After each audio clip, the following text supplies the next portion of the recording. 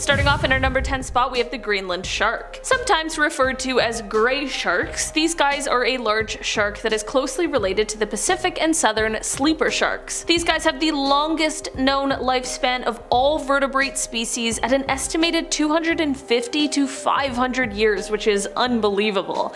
These guys are generalist feeders, which means they consume a wide variety of different foods, but they themselves are actually toxic to eat. Since these guys live in the cold depths of the Arctic and North Atlantic, they're quite isolated from human activity, so they aren't thought of as much of a threat despite their large size. In our number 9 spot today, we have the musk ox. These hoofed mammals are native to the Arctic, and it isn't really hard to tell by their thick coats. These guys are one smelly animal, especially the males of the species who have a strong odor from seasoned rut. These guys are actually more closely related to sheep and goats than to oxen, despite their name, but they are in a genus of their own. The modern musk ox is actually the last member in its line that first evolved in the temperate regions of Asia before adapting to a much colder climate. These guys have long curved horns that are seen on both males and females, and adults of these animals weigh on average about 630 pounds, and they can reach speeds of up to 60 kilometers per hour or 37 miles per hour, which truly is insane. In our number 8 spot today, we have a stoat.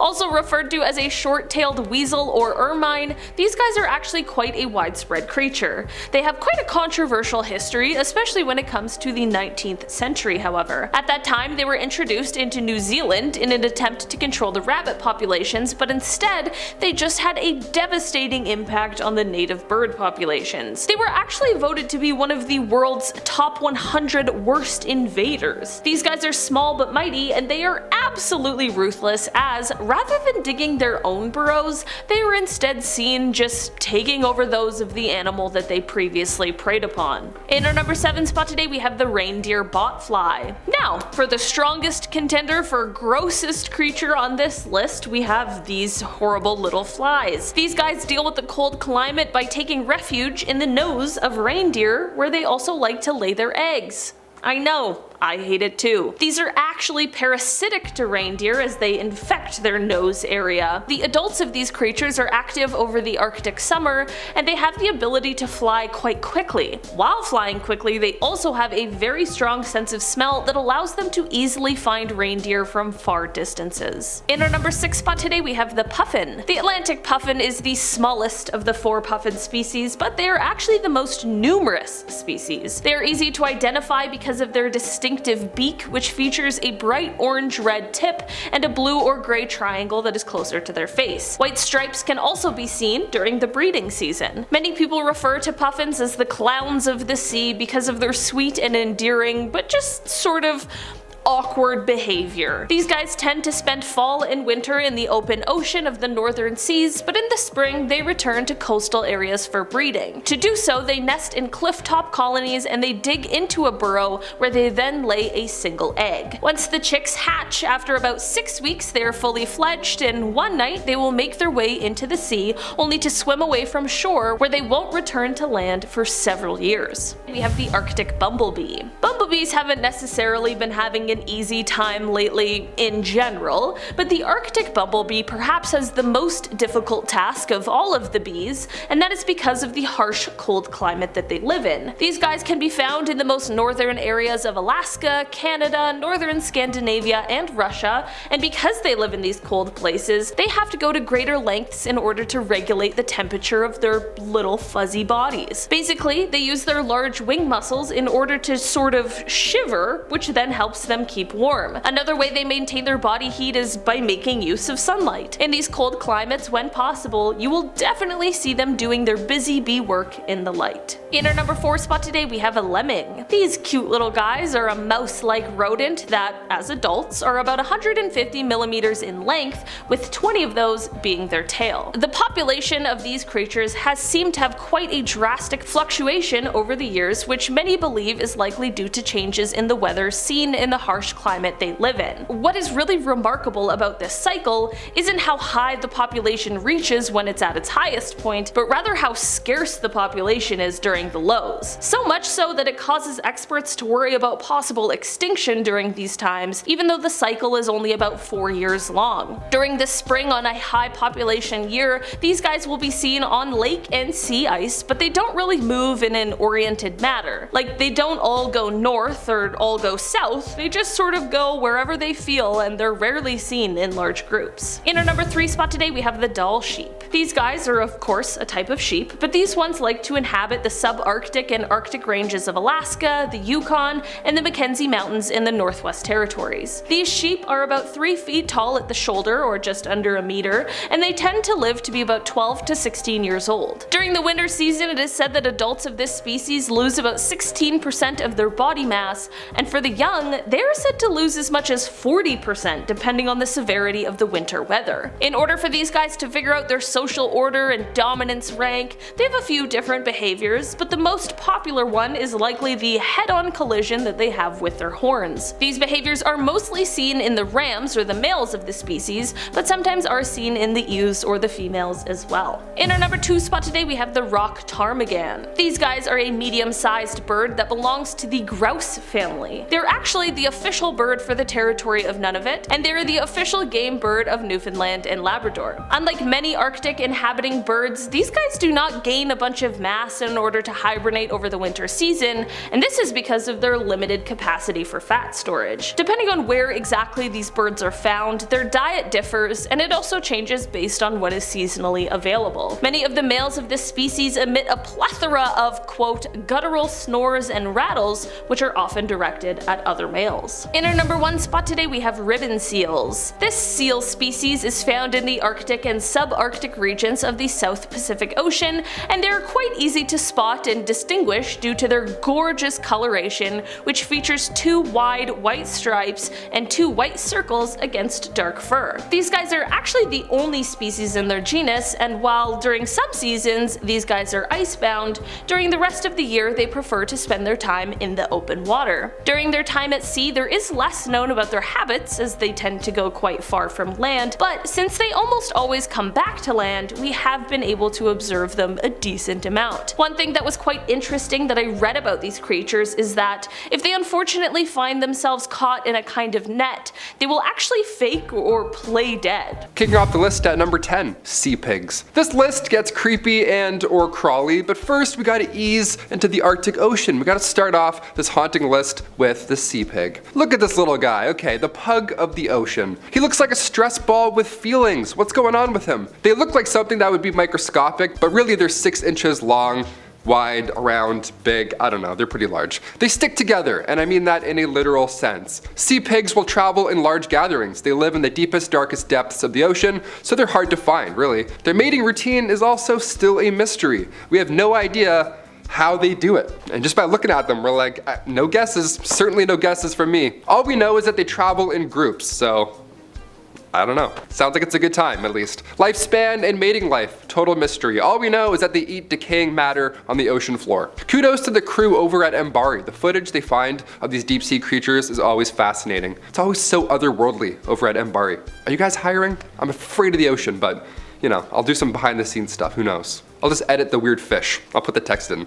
Like, what the f is this? Ooh. Number 9, rock bottom. A little over a year ago, scientists camped out in the middle of the Filchner-Ronne ice shelf for nearly 3 months. Why? All in the name of science. Yeah, we're getting cold. Geologist James Smith from the British Antarctic Survey slept in a tent. Who does this? Why do you choose to do this? James Smith, apparently. Here we go. He flew 5 hours out to this ice shelf. Him and his team had to melt 20 tons of snow in order to pour hot water through this ice shelf for 30 hours straight. When the team lowered their gear down through this 3,000 feet of ice, they couldn't get a sample of sediment from the ocean floor because they hit a boulder. I mean, the odds here alone, the entire seafloor is basically flat and they end up hitting this thing. At first they were frustrated, but this boulder that is 160 miles away from daylight is home to microbial malts, these alien-like sponges. These cylindrical sponges, possibly hydroids. I love seeing scientists get jazzed about stuff. They're like, oh, this rock had absolutely no business being here. Like, guy, you just melted through ice for 20 hours in the middle of Antarctica. I feel like it's the other way around. Imagine if those sea sponges could talk. They're like, oh, of all the spots, really? Please close that. The first shred of light, and it's just a big GoPro coming at them. They're like, what is that? Number 8, emperor penguins. They're as glorious as their name hints towards. I remember watching Happy Feet a lot growing up. I was really into penguins and tap dancing for a hot minute there. That movie changed the game. The main penguins here, they're all emperor penguins. Robin Williams' character, Lovelace, he's a rock hopper penguin with the cool, the fluffy eyebrows. The other guys are all emperor penguins. The colorful orange necks, the OG characters, they're all beautiful. They're the largest penguins on the planet, and their breeding habits set them aside from the rest. Once the female lays an egg, I'm not gonna do sound effects for this whole process. I don't know why I did that. That's so stupid. Once the female lays an egg, she'll leave it with her mate for an incubation period, but she'll walk over 50 miles to the ocean just to get food. The mate has to fast for around 100 days, just waiting for his next meal. Once in the water, these emperor penguins really go for it. They soar. They can dive up to 2,000 feet, which is far deeper than any bird in the animal kingdom. And they can hold their breath for around 20 minutes, which is incredible. Longest I've gotten is 3 minutes, but I'm coming for you, Mumbles. Number 7, chinstrap penguins. Okay, from happy feet to slappy feet. Chinstrap penguins are the most aggressive of the penguin family. They're crazy. These guys are nuts. They're tiny. They have to be aggressive. I mean, look at them. They only grow up to 30 inches in length. They're so tiny, but again, they're so aggressive. They only grow up to 30 inches in length, so they have to be, These ones don't tap dance. They actually crump battle you. Yeah, they embarrass you in front of you and your kin. Chinstraps are small and quick because their diet requires them to be. With krill waiting 50 miles offshore, chinstrap penguins have quite the commute. Their thick skin is also quite literal. Their blubber keeps them warm during these long commutes. As long as no leopard seals show up, their commute is pretty smooth sailing. Number 6, the sea spider. Okay, we had a few ha-has with the penguins. Now it's time to get weird. Now we know why we're here. The sea spider, thankfully, is not an actual spider. It just looks like one, kind of like Daddy Longlegs. This is a Daddy Coldlegs. It's a marine arthropod, and the reason it's so haunting to look at is because of polar gigantism. Many species have this. Their climate being so harsh, lack of nutrients, lack of sunlight, friends, family, etc. Scientists believe it's because sea spiders have slowed down their metabolism, so much so they require a small amount of oxygen to survive. So over time, the oxygen around these sea spiders turn them into like Captain America. They just juice them up. They take on way more than they're adapted to. And in turn, we get giant, terrifying sea bugs. Nice. Number 5, scale worms. Upon first glance, again, scale worms look microscopic. They look like tiny bacteria that are covered in scales. Hairy, weird, gross scales. They're pretty horrifying to look at. These guys are actually 8 inches long on average, so they're not tiny at all. This is what they really look like. The Antarctic scale worm is covered with elytra, these natural bristles, but the most distracting feature here has to be its mouth thing, yeah. This part on its mouth can literally fully retract. It can go inside out, yeah. It can suck its own mouth inside of its body, and then when it's time to eat, it pops out and then claws its prey to pieces. Horrible. I saw a video of it, I almost threw up. We went from happy feet to retractable mandibles. Cheers, that's how we do it here on MA. Number 4, glass sponges. Antarctic glass sponges. They don't get their name because they're translucent, they get their name because their skeletons contains silica, which is a literal component of glass. How neat is that? Back in 2013, a massive discovery took place. Scientists figured out how these glass sponges grow in size. Well, they figured out that they do grow in general. As our ice shelves slowly disappear, the numbers of glass sponge sightings, they increase. They don't hunt down prey at all, obviously. They spend their entire life quite still, just eating the leftovers that happen to drift along their merry way. Their food was so sparse as well, for a long time it was fully believed they couldn't possibly grow, because what would they possibly eat? The more we learn about glass sponges, the better, because these little guys tell us a lot about climate change. We're like, how is it happening? What's going on? Nothing's happening.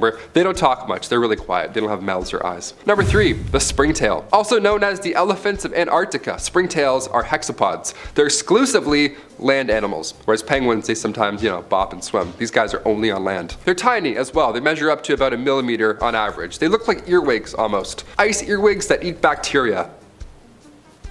Horrible. They got a big old butt too, so you're probably gonna notice if you see one walking by. They live on average 1 to 2 years, and they produce glycerol, which helps them, not freeze to death. That always helps. Antarctic springtails live longer than springtails in other parts of the world because the frigid temperatures, again, slows their metabolism down so much they can just survive off basically nothing. They're not immortal, but as far as ice insects go, they're close. They're pretty mighty. Small but mighty. Number 2, the hoff crab. When these creatures get their names, it's often in relation to their appearance or their super ability. The immortal jellyfish ages in reverse. The glass octopus is otherwise see-through. The hoff crab gets its name because it looks hairy, like David Hasselhoff. he's hairy as well. Yeah, David Hasselhoff just tweeted the Hoff crab with this photo. So random. Imagine following him and you see this, you're like, what's going on? Why? We love it. The scientific name later given was Kiwa tyleri, appropriately named after its discoverer, Paul Tyler from Southampton University. Found in the East Scotia Ridge on the Southern Ocean, where the water is too cold for the Hoff crab, these guys are just covered in bacteria, hence their hairy Hoff look. Because it spends so much time staying warm near hydrothermal vents on the ocean floor. The guy literally just sits around a deep sea campfire just collecting ice cold bacteria. What a wild life. He's a deep sea hairy caveman, essentially. When it comes time to eat, the Hoff crab just scrapes off a little bit of bacteria from any part and then just gives himself more food. He gives himself a little haircut salad. We love those. And finally, coming in number 1, the colossal squid. Not to be confused with the giant squid, those are similar but smaller. Still terrifying, but more petite. As its name gives away, the colossal squid is much larger. They live in the darkest, coldest depths surrounding the waters of Antarctica, and these squids, on average, they're around 46 feet in length, with the females being the largest of the species. The biggest and baddest, of course. They have large tentacles with suckers equipped with razor hooks, so whatever it does grab, it's certainly not letting go anytime soon. Its diet consists of large fish, and when I say large, I'm referring to, 7-foot long Patagonian toothfish, not a goldfish. They're colossal, and they try and fight whales sometimes. They're crazy. They have no regard for the size of others. They're gonna fight anything and everyone. They're more often than not marked up, suggesting they've been in a few deep sea tussles. On top of being magnificent, they're quite mysterious. Only 2 specimens have ever been collected, with the second being recent in 2014. Some believe this is the closest living relative to the kraken. Do you agree? Do you disagree?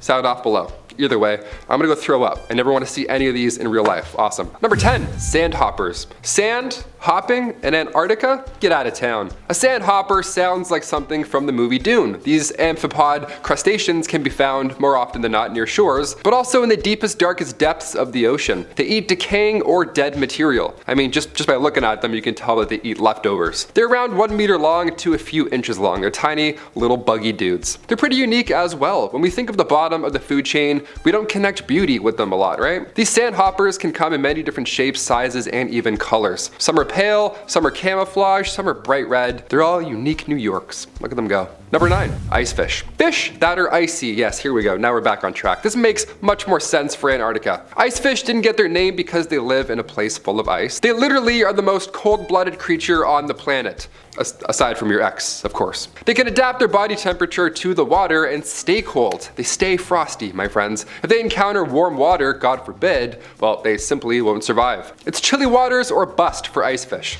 If you're wondering how they swim around without literally freezing solid, it's because, well, similarly to the fish that we had on part 1, these two create glycoproteins, which is a natural antifreeze, if you will. That's why they don't have chunks of ice hanging off of them, just weighing them down all day. They have a natural antifreeze, but no hemoglobin, so their blood is white. So underwater they just look like nothing, really. Invisible ice fish. Yeah, this place is wild. Number 8, narwhals. The unicorn of the sea. Are these things real? I have never seen one before. But to be fair, I don't spend a lot of time in Arctic waters, so that makes sense. My last name has waters in it, but I don't really like the water, Nor do I have a horn growing out of my head, so I don't belong anywhere near these guys. Narwhals can grow up to 17 feet in length. Their horn is mighty. Tusk, rather, they're one single head tusk. I like saying horn because it's majestic. It reminds you of unicorns, right? And narwhals are majestic. More often than not, males will grow the tusk, and female narwhals have these tiny little tusks. Scientists still can't explain the reason behind a narwhal's tusk in the first place. Why is it used? I mean, so far we believe it's to impress females. That's our main guess. Or hunt other males. Yeah, we got narwhals jesting in the ocean for love. A lot happening over in the Arctic. Number 7, walrus. Yeah, since we're on the topic of tusks, why not? These guys are also pretty bizarre when you really think about it. They have massive tusks coming out of their face. And I recently watched that horror movie with Justin Long called Tusk, and now I can't look at a walrus ever again the same. These Arctic creatures have some odd patterns. Their abilities are also extremely underrated. Their tusks can reach 3 feet and they use them to hoist themselves out of the water. Yeah, they bite into the ice and then pull their fat bodies out. I can't even bite ice cream. Imagine using your teeth to get out of the ocean. That's athletic, man. Walrus can also slow their heart rate down in order to save energy. That's also pretty neat. They have fantastic abilities to adapt, but humans, we almost sent these beautiful creatures into extinction. Classic humans just getting involved, wanting to take a look. Walrus hunting is now illegal for the most part, aside from a few areas, so these blubbery boys still have a fighting chance. But historically, a walrus have never attacked a human ever, so don't be afraid of them. They don't want any beef, just fish. Number 6, snailfish. Another fish, another fun fact. There's around 400 types of snailfish in the frigid depths of the Arctic. The frigid depths of the Arctic. Why'd I write myself tongue twisters. Now, of course, there are many that haven't even been discovered yet, which is always fun. Thankfully, we have researchers take on these daring expeditions, like The Secrets of Antarctica, for example. This documentary is breathtaking, and it's on YouTube for free. It was released back in 2019 on Track's official page. In this documentary, scientist Andrew Stewart finds a new species of snailfish. Yeah, spoiler alert, but had to include it. Now you want to take a look. He said the discovery is beyond words. Yeah, more than fair. Look at this thing. I wouldn't know what to say. He's a squishy tadpole looking rubbery fish. He looks quite sad. And to be fair, when you live 700 meters below in freezing cold water and you don't have much company, yeah, I'd be sad too. That is until Andrew Stewart came along and introduced you to the rest of the world. Now we know what this thing is. Massive eyes, unique color patterns. Not everything down there is terrifying. Just most things, I guess. Number 5, feather star. Scientific name is Promicocnerus gurgulenus. That's, I tried 17 other times, but we had to cut it out, so that's the best I could do. We'll call it feather star. Feather star is a little bit easier today. And dare I say, that name is quite fitting. Look at him go! He's like a mop head with feelings. He is on a mission. The feather star was discovered during the Challenger expedition way back in the early 70s. They're too fast. I mean, like, they're not fast, but they can really move around for what they are. 5 centimeters per second. That's pretty fast for an ice-cold crinoid. There's 3 main parts to this fantastic brush. There's the stem, the calyx, and the arms. Now these guys, they self-repair their body parts, which is just insane to me. They'll just yank off one of their arms and just grow a whole new one, like it's no problem. They trap prey. Well, rather they trap any food particles that float on by. They use their long feathery arms and their natural sticky mucus to catch food and then cycle it through their body. Feather stars reproduce every 10 to 16 months. I have my hands up, like I want to be a feather star. I don't know why I'm doing this. Hi, like RuPaul. Feather stars reproduce every 10 to 16 months, but it's tricky. Male and female sea stars live in different habitats, right? Different sides of the gymnasium during that first dance, right? They have to kind of get close. They're on opposite ends here. So mating season really has to go swimmingly or else their population is literally at stake. Hope they get along. Number 4, growler bear. Yeah, I said growler bear instead of polar bear. What about it? Let's talk. Does this bear do roller derby? Is that where it gets its name from? What's going on? Back in 2006, a Canadian hunter found a hybrid bear. They called it a Pizzly bear, or a growler bear. You get what I'm doing here. Because it looks like a mix of the two, but it actually was a hybrid. Yeah, tests were later conducted in 2010 after more appeared in Alaska and northern Canada. Historically, polar bears branched off of grizzlies, you know, like DNA-wise way back. Now we're at a point where Arctic areas are warming up and these two species are both traveling further away to find food. So now these two branches are starting to merge back together, and in turn we get a growler bear. Which is just fun to say, a growler bear. Number 3, Arctic octopus. I watched my octopus teacher last week with Olivia, and we both bawled our eyes out. That was a great fun time. That was good. That was a nice date. I didn't know I could get so attached to an octopus. These little guys are fascinating. They dream. They use shells as tools and like shields. They can camouflage. They have 9 brains, 8 arms, 3 hearts, and hundreds of suckers, and 1 life. I don't know why I added that at the end. I didn't even add that. I was like, oh, we need a 1 here for this list. And Arctic octopus survive in sub-zero temperatures by using a blue pigment in their blood. They use a natural protein called hemocyanin. They oxygenate their bodies and they adapt to harsh environments, and most importantly, they're really cute. Yeah, look at this little guy. Their appendages are all tight. It keeps it warm and keeps it cozy. That's great. Little arms. Oh, I can't even look at him. He's so cute. Get him out of here. Get that guy out of here. I want to poke him. Number 2, basket stars. This next one here is truly a basket case. The basket star, scientific name Gorganocephalus, sounds like a Harry Potter villain, does not look like any type of sea star that we've seen before. Basket stars are brittle stars. They can crawl with these lanky, long appendages. I mean, I would definitely know. This one here was found at 500 meters below sea level. Just walking around like haunted hay, just taking its time, just drifting along. It could also feed by floating along the surface of the water, so next time you take an ice cold dip, watch out you don't run into one of these. Keep your mouth shut when you're swimming, or else you'll get one of these brittle, fuzzy things in your mouth. Gross. And coming in at number 1, pile of bones. Look, I know this isn't a creature per se, but it's too interesting to leave out. Antarctica is another planet. That place looks like Hoth sometimes, especially in 2016. A team of researchers were working on James Ross Island, and they stumbled across 7 70-million-year-old fossils. Yeah, what a find. Ancient sea creatures, ancestors of ducks. This thing was a loaded pierogi of history. Researchers have also recently found that 75 million years ago, wildfires were once ripping through Antarctica. How wild is that? Dinosaurs and wildfires. Yeah, a little different than today's Antarctica, just a tad. Most ancient wildfire evidence has been found in the northern hemisphere, so to find the burnt remains of coniferous trees like charcoal fragments in Antarctica, it reminds us that once upon a time Antarctica was once fresh when it separated from Gondwana. It was isolated, it was ice-free, most importantly, and it was full of volcanic activity and high oxygen. Tectonic plates were running wild during the Cretaceous period. This was a wild time. Antarctica sure is barren now, but oh boy, are we lucky that's the case. Scary dinosaurs and fires. No, thank you.